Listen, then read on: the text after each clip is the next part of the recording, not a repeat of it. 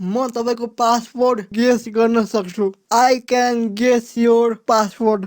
यदि तपाईँ Facebook, Google, Insta या जति पनि सोसियल मिडियाहरू चलाउनुहुन्छ त्यसमा अकाउन्ट बनाउने बेलामा पासवर्ड बनाउनै पर्ने हुन्छ।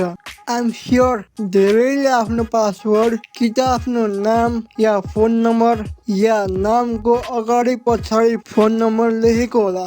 कोहीले त आफ्नो गर्लफ्रेन्डको नाम या फोन नम्बर या डेट अफ बर्थ यसरी नै लेखेको होला। कोही त यस्तो सिम्पल पासवर्ड लेख्छन् जस्तै 1234598765 यसरी लेख्छन्। हो कि होइन त? Am I right my friend? यसरी पासवर्ड बनायो भने एकदमै सजिलोसँग ह्याक हुन्छ। यदि ह्याकरले phishing attack, brute force attack या डिक्सनरी अट्याक युज गर्यो भने एकदमै सजिलोसँग ह्याक हुन्छ। अब स्ट्रङ पासवर्ड कसरी बनाउने त्यो भन्दा छिटो।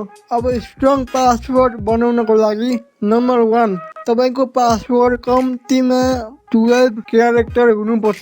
12वटा भन्दा बढी भए पनि हुन्छ। अर्को हो तपाईँको पासवर्डमा नम्बर, क्यापिटल लेटर र स्पेसल सिम्बल युज गरेको हुनुपर्छ। जस्तै #, डलर, पर्सेन्टेज यिनीहरू। अर्को हो don't use auto generated password. Auto generated password कहिले पनि कहीँ पनि युज नगर्नु। जहिले पनि पासवर्ड बनाउने बेलामा म्यानुअली गर्नु। यदि तपाईँको पासवर्ड धेरै नै इम्पोर्टेन्ट छ भने, पासवर्ड त इम्पोर्टेन्ट भइहाल्छ नि, के भने मैले। यदि धेरै नै इम्पोर्टेन्ट छ भने 2 फ्याक्टर अथेन्टिकेसन लगाउनु होला। अब एउटा पासवर्ड बनाऊ। यो पासवर्ड चाहिँ डेमोको लागि मात्र हो। ओके, पहिलो क्राइटेरिया के छ हाम्रो? Use at least 12 character. JD Technoboy 1999। यो एउटा सिम्पल पासवर्ड हो। अर्को छ युज नम्बर। नम्बर त छ, सो कतिवटा क्यारेक्टर भयो? 1 2 3 4 5 6 7 8 9 10 15वटा भएछ। अर्को हो युज क्यापिटल लेटर। सो जेडीको जे क्यापिटल, टेक्नोबोयको टी र बी क्यापिटल छ। ओके, सो अर्को हो युज सिम्बल्स।